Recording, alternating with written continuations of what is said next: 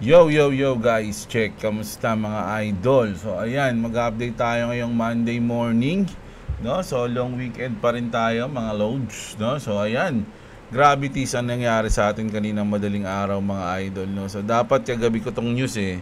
So i-update ko sa inyo tong mga news ko kagabi kasi kaya dapat may news ako kagabi, kaya lang ayun nga, no? Nagkaroon tayo ng may hinatid tayo sa malayo at gabi na ako nakauwi. Alas 2 na ata ako nakauwi. So, ang saya pa nga ng tulog ko, mga lodi, kasi nga, umabot pa ng 3.1 si XRP. 'Di ba? So, pagtingin ko kanina madaling araw, ayun na nga bumagsak. Pero si BTC, grabe rin. Isipin nyo, umabot pala to ng 110. Oh, kaninang madaling araw to, mga idol, 3:30 halos. Umabot siya ng 110, grabe yung bagsak niya, oh. Nako, imagine yung mga na-liquidate dyan, diba? So ngayon naka-recover na, nag-uptrend na siya. Ganun din sa Ethereum at sa XRP. Medyo recovering na tayo mga lods. Balik na tayo ng $3 kasi napunta tayo sa under $3 eh. No, ito yung nangyayari kaninang madaling araw. So ibabalita ko sa inyo yung ating mga news kagabi, no, na i-upload ko dapat. So andito yung mga news natin. So, unahin na natin to. Ito yung siguro dahil dito, I don't know no? Siguro naisip ko tuloy ba nga dahil dito sa mga to, kaya nagkakaroon ulit tayo ng mga ganitong spike pababa sa market, no? So, punta muna tayo dito sa global natin, trending news. Russian oil refinery still burning days after Ukrainian drone strikes, no? So, ilang araw na daw tong umaapoy mga lodi, hindi nila mapatay-patay dahil sa The blaze began after a Ukraine drone attacks earlier this week and yet to be contained, no? One of southern Russia's key refineries remains crippled as flames continue to spread. Mga lodi, ito siguro di natin sure kasi nagkakaroon ulit tayo ng bakala ko nga ceasefire na tayo, wala nang bakbakan. Pero Russia and Ukraine, nagkaroon na naman tayo ng dito, ng sabong. Dikit. At ano pa ba? Ito pa, Israel naman. Israel launches strike on Yemen's capital, Sanaa. Sanaa. Ayan mga idol, grabe. So, nagkakaroon pa rin tayo ng mga ganito. Maybe ito yung mga reason kung bakit nagkakaroon tayo ng downtrend kasi nagkakaroon tayo ng FUD sa market. So grabe to mga idol, no? Ayan, mamaya meron pa ata dito kay JK. Sige, puntahan na natin. Dito ayan, sabi niya rito sa global to mga loads, no? Ito rin yan ito yung nakita natin, pero mamaya na to mga lodi, medyo banda sa huli na natin to basahin. Okay. So, punta na tayo dito mga lodi. Ito yung ito yung sa Ukraine and Russia, Israel and Yemen. Ito, moment of an Israel rocket falling on an oil facility in central Sanaa and a massive fire mushroom ignites, shaking the entire city. After targeting more than 50 targets, Israeli Air Force aircraft have begun leaving Yemeni airspace. So, grabe sa Yemen, mga lodi, no? Binabakbakan sila ng Israel. Ayan na nga yun, mga lodi. Sa tingin nyo ba dahil dito? Kasi nagkaroon na naman ng sigalot to, mga idol. So, punta na tayo sa crypto. Ito na nga yung mga na-liquidate, no? 179 million liquidation, the single largest liquidation worth 1.2 million happen on an Ethereum trade. Grabe, sa Ethereum lang pala to mga idol, no? Laki niyan. Tapos ito, bulls and bears are fighting over Ethereum with 1.1 billion at stake, over 1.1 billion in leverage positions and get liquidated depending on it next move. So nanalo ngayon yung bear, mga lods, no? Kaninang madaling araw pala, nanalo yung Bears. A breakout to a new all-time high would wipe out shorts, while a drop under 4.7K could crush long. Ilan ba yung binagsak natin? 4.7 daw. Makakrush na yung long. So, bumagsak nga tayo mga idol, no? Bumagsak pa tayo ng 4.6. Grabe. Panalo yung Bear dito. Panalo yung Bear. Pero sa tingin ko mga idol, eto na yung ngayong week na to, di ba Monday ngayon? Ito yung pinaka-bottom ngayong Monday. Etong sa Ethereum, itong 4.6. Ganun din sa sa Bitcoin, yung 110. Ngayong week lang. Pwede ngayong month, pero sa tingin ko ngayong week, eto muna yung bottom natin, mga lodi. Kasi talagang na yan eh. Kita nyo naman yung drop niyan. Kita nyo yung drop niyan. Ito, tignan nyo yung takbo nito. Halos ilang ilang araw, tas isang bagsak lang kain lahat, di ba? So sa tingin nyo mga lodi, mabababaan pa ba yung 110 ngayong week? Ngayong week lang hindi ngayong Sa tingin ko lang, eto na yung bottom ngayong week na to, mga idol. Sa XRP naman 2.9. So ayun lang yung sa akin ngayon, mga lodi, ayun yung sa tingin ko. Pero etong sinabi dito ni ni Coin Bureau kagabi, malamang kinain na lahat ng long, mga lods, kasi umabot na tayo ng 4.6 'Diba? So delete mga idol yung mga long natin diyan. So kita nyo kahit na bull run mga idol, meron pa rin talagang mga natatalo, which is yung mga traders. Pero kung ikaw holders ka lang, goods na goods sa'yo yan mga lodi. Lalo na pag may kumbaga walang epekto yan kahit bumabagsak. Lalo na kung may target kang date, di ba? Or kaya price. There is now a 75 chance of a rate cut in September. Tandaan nyo mga lodi, ilang araw na lang, September na po, no? So, magkakaroon na ng rate cut, which is positive to sa market. At once na mag-cut si Jerome Powell, tuloy-tuloy na to mga lods. Promises. Promises yan. Once na mag-cut si Jerome, di natin alam kasi kung gaano kalaki yung kakat niya. Pwedeng 25 something, 0.50 o ganun, no? Doon na lang natin yan malalaman. Pero sana malaki-laki kasi yun yung request ni Trump eh. Malaki-laki, di ba? Punta tayo dito kay Trump. Speaking, si Eric Trump naman to. Grabe si Eric Trump. Ano to? Gustong-gustong pumaldo sa Bitcoin nito. Mga idol. Eric Trump predicts Bitcoin will surpass 175,000 this year and calls himself a Bitcoin maxi. So, ayan mga idol. Kasi, kahit na anong promote mo pa ngayon sa Bitcoin mga lodi, ang pinakamataas mo na lang siguro na makukuha ngayon is 2x or 3x. Diba? Ngayong cycle, mga idol. Kasi syempre, maano ka dyan eh. Kapag lalo na pag mga makikilalang tao yung mga nagsabi na, abot ng 200,000. Si Brad Garlinghouse niya, expect niya 200,000 to 250. Diba? Kumbaga, si Eric Trump, bullish pa to, pero hanggang 175 lang sinabi niya. Si Brad Garlinghouse, si XRP pa yun, sinabi niya 200. Pero mga idol, ito, intindihin nyo ngayon sa akin lang to. Ngayong panahon na to, ngayong cycle na to, mas maganda na sabi nga ni George, 'di ba? You can never be wrong in Bitcoin. Totoo naman 'yun. Magpa-pump talaga yung Bitcoin. Depende kasi sa iyo kung magkano yung profit na gusto mong i-profit. 'Di ba? Kaya nga sabi natin, ngayong last quarter o sabihin nating second half ng 2025, pwede pa tayo sa Bitcoin pwede pa tayo mag 2 to 3x.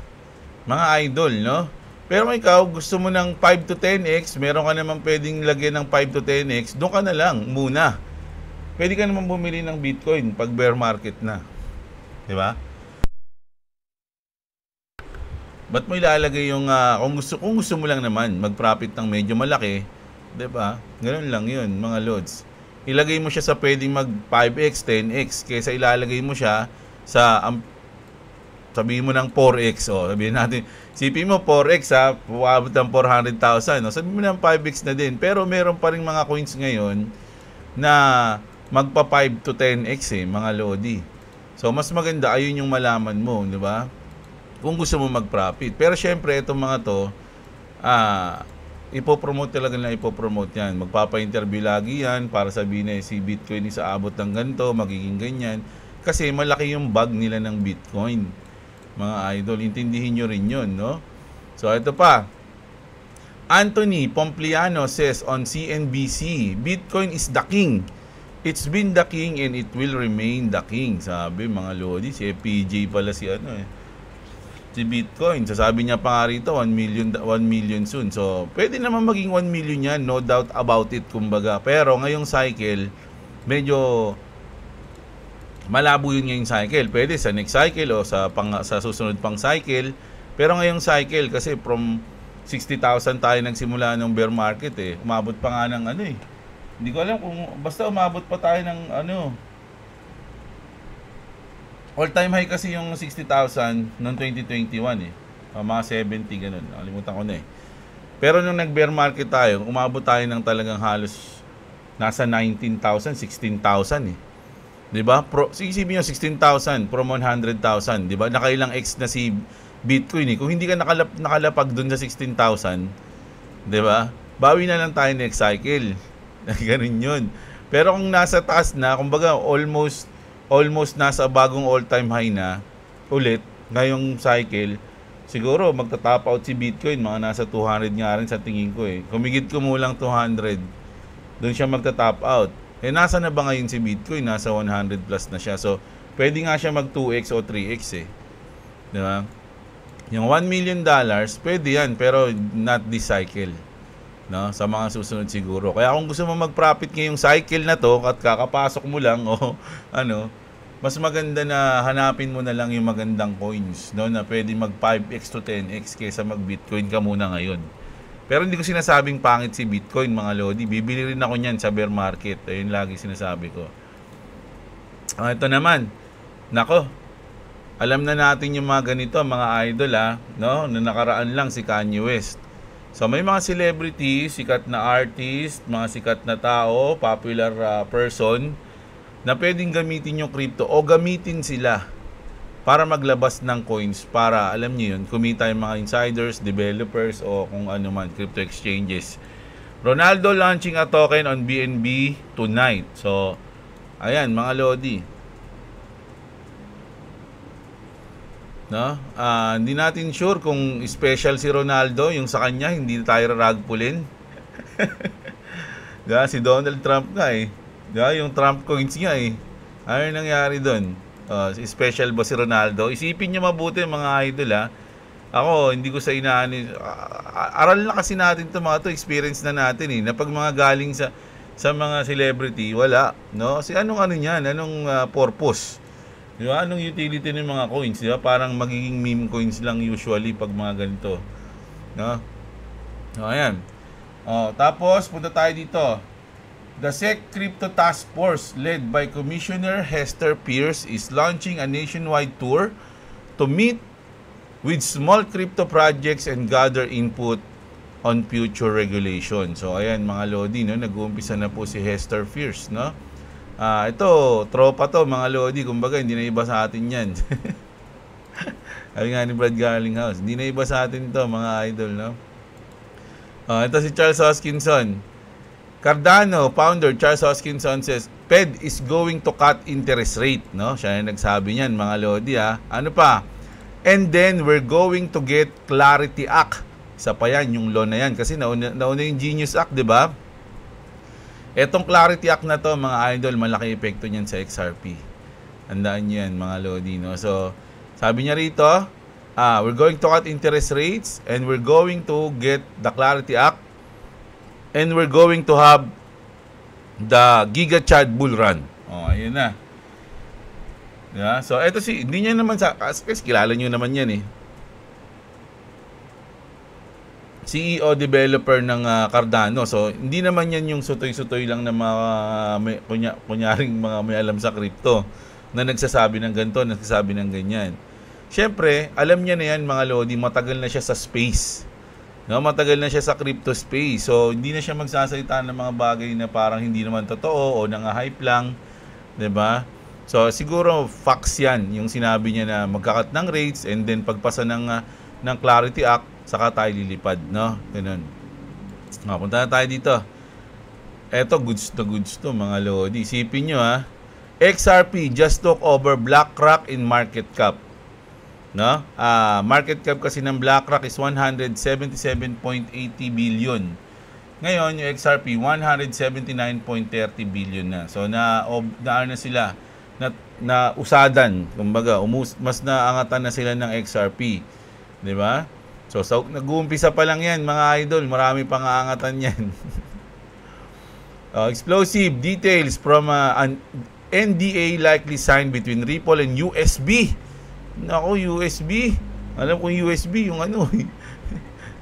Nalagyan ko ng mga movie, sinasaksak ko sa TV. USB are beginning to surface. If true, the insight are mind-blowing corridors, tokenized assets, and hidden liquidity flows directly tied to XRP ledger. Ayan The first NDA excerpt.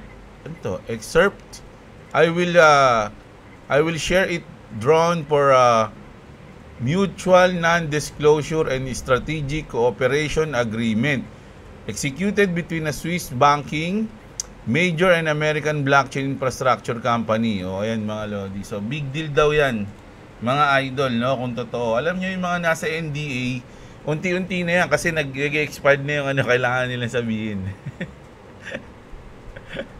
Na malalaman natin yung mga nasa non-disclosure agreement. Ayan. Tama ba yun?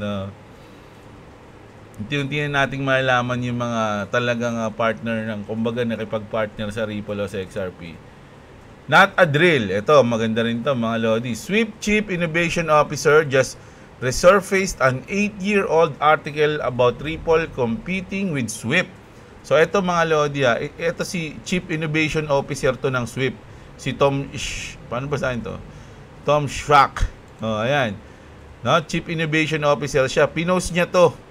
No, kumbaga yung 2008 na 8-year-old na balita mga idol, no? Parang pinost niya ulit sa Twitter. Tapos sinabi niya, see you at CBOS 2025. No? Ayan. What does he know about Ripple and Swift that the rest of the world is not supposed to see yet? I guess we will find out soon. Kasi kailan ba yung CBOS 2025? Alam ko parang mga October to basta mga ganun Tanungin natin. When CBOS 2025?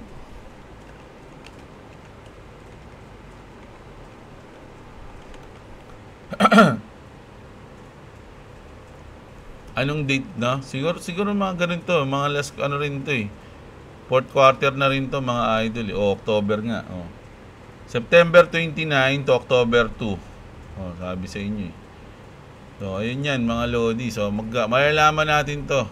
Pasok na pasok to dun sa ating timeline. Alam niyo na yung timeline natin mga idol So, pasok na pasok yan. Sabi sa inyo, lahat ng mga magagandang moment, pasok dun sa natin sa timeline natin mga lodi, which is last quarter, no? Tapos, Ripple is an official sponsor of DC FinTech Week 2025. Brad Garlinghouse will be speaking alongside some heavyweights such as Chris Bummer, Brian Brooks, and siyempre si SEC, no? Chair Paul Atkins andyan. So ito rin yan mga lodi. Grabe, isipin nyo ito na yung mga kasama ni Brad Garlinghouse mga lodi na magi-speech, di ba?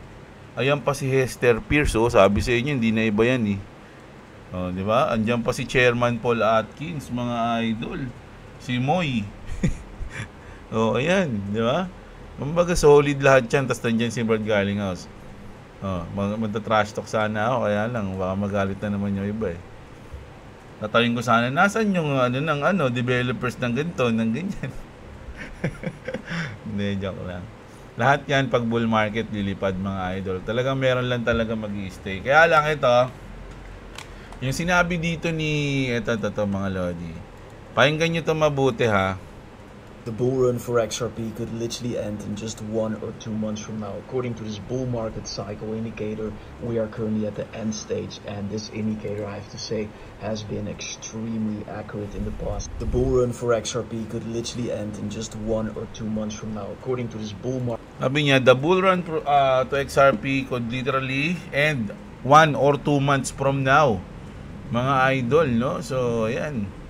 Ano ba ngayon? August, September, October, pasok pa rin tayo doon, no? Kasi ang timeline natin is October, November, December, yung last 3 months. No, doon yung timeline natin. So, hintayin natin kung pasok yan din, no? Hindi, I mean, kung kasi 'di ba nagkaroon nga tayo ng kumbaga parang TA, 'di ba? Na yung cycle is baka umabot pa ng January ng 2026. So, yung plus 1 month na yun, napaka-importante din nun. Kung malay mo, biglang yung plus 1 month na yun, yun yung talagang sobrang lumipad. Di ba? So, kailangan, yung last 4 months na yun, meron pa rin tayong mga coins. No? Hindi mo lahat siya kukunin. Para tumaas man, masasama ka pa rin. Di ba? Ganun. Nasa na kayo ngayon dito, mga idol, no? Sa XRP ranking ladder natin, no? Isa ka bang worm, isa lang XRP mo. Shrimp, 100 XRP. Crab, 200 XRP. Octopus, 500 XRP. Nako, yung mga idol natin dyan, nung nagsimula tayong ipakita tong ranking na to, siguro yung iba sa inyo dyan, nung una, mga nasa shrimp lang, crab lang. Ngayon, hindi ko na alam. Baka shark na kayo, o kaya mga whale na kayo. Mga idol, no? Sa fish, meron kayong 1,000 XRP plus. Dolphin, ganun din, 5,000 plus. Kaya lang, ang layo ng pagitan ng dolphin tsaka shark, mga idol. Kasi shark, 15,000 na to. Napakalaki na ito, mga lodi. 3 million pesos na ata yan. Kulang-kulang, mga idol, no? So, syempre, lalo na yung whale at yung big whale na may 50,000. Nasa na kayo dyan, mga lodi, no? Grabe yung mga idol natin. Yung mga nagsimula dyan sa 100. Ngayon, di ko na alam kung ilan na yung mga binudega nyo. Di ba? So, ngayon, punta naman tayo dito. Ayan, kay Jake na tayo, mga idol. Si Jake. Wala, si Jake, Jake. Kasi meron sinabi si Jake dito na gusto ko rin sabihin. At sa tingin ko rin is tama. No? Sabi niya rito, I'm not a TA guy. Ayan, no? Ay, hindi. Sabi. Sana yun? Wala na.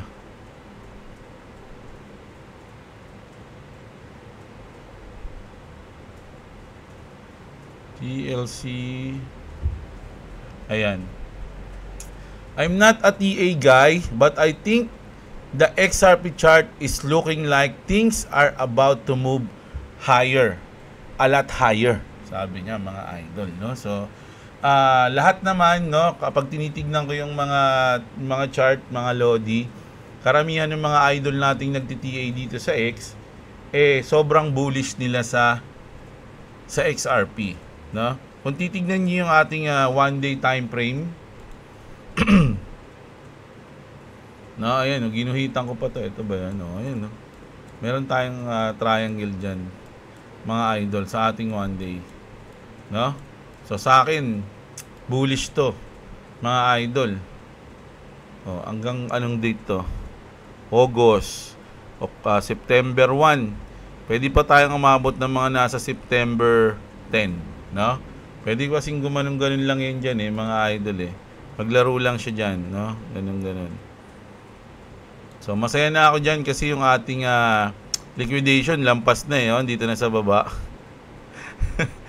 Mga idol, susundutin pa kaya yan? Dude, bago gumanon. Ako, nakakayak na yan. Pangit na nun, no? Pangit na ng istorya. Di ba? Niligtas mo na ng isang beses, tapos papaslangin mo rin pala. Di ba? So, ayan, grabe. So, itong mga news natin na to, ito yung news ko kagabi na hindi ko na-upload. Kagabi, dahil nga nagkaroon tayo ng something na importanteng gagawin. So ngayon, simula ngayong umaga, yung news ngayon sa crypto, yun yung news natin mamayang gabi. Simula ngayong umaga hanggang mamayang hapon, ayun yung news natin. mamayang gabi, no? So ayan, sana wala na tayong storbo mamaya mga idol. So kita-kits tayo, sana enjoy niyo yung ating araw ngayon ng news, no? Sa tingin niyo ba yung mga bakbakan ngayon ayun yung nagkaroon ng FUD para medyo mag-drop yung market, no? Actually hindi pa ako nagre-research ng news ngayong umaga. Talagang matik na ito lang yung news ko kagabi tas in-upload ko ngayon, no? So late na ba tong mga news ko, mga lods, no? So dati lagi ako nauuna sa lahat ngayon, pero syempre tatry natin ulit mamayang gabi mga idol. Kita-kits tayo Maraming salamat. Tapos yung mga wala pang crypto exchange dyan, check nyo yung link natin dyan sa description sa baba. Wala pang cold wallet, wala pa kayong mga VPN, nandyan po yung ating mga link sa description, baka kasi ma-phishing pa kayo. So ayun, kita-kits tayo. Maraming salamat sa inyo. Magandang araw mga kapatid. At what's up mga idol. Kita-kits tayo mamayang gabi.